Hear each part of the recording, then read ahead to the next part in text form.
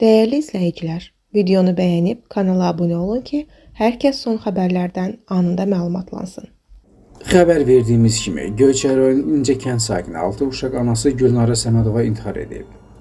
43 yaşlı xanım həyat yoldaşı Elçin Səmədov Baku TV-yə bildirib ki, ailənin böyük övladı 18, kiçiyi isə 5 yaşındadır. Ailə başçısı deyib ki, xanımın işləməsini istəməyib. Mən ona dedim ki, işə getmə. O isə bildirdi ki, yox, mən işləyəcəyəm. Allah bərəkət versin, 630 manat sosialını alıram. 600 manat da özüm çobanlıqdan qazanıram.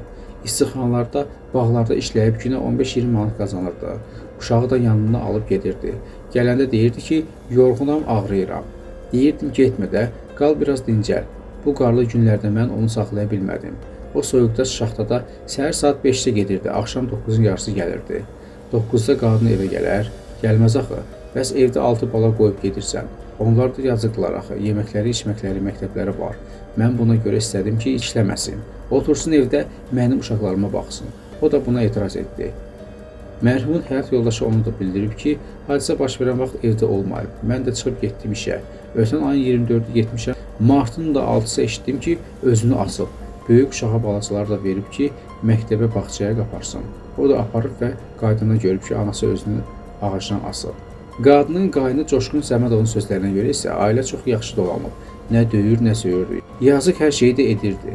Mən evdə yox idim. Gəldim, gördüm ki, millət tökülüb qapıya. Qeyd edək ki, 6 uşaq anası martın 6-sında günorta saatlarında özünü yaşadığı evin həyətindəki meyvə ağacından asıb. Hazırda faktla bağlı Göyçay rayon prokurorluğunda araşdırma aparılır.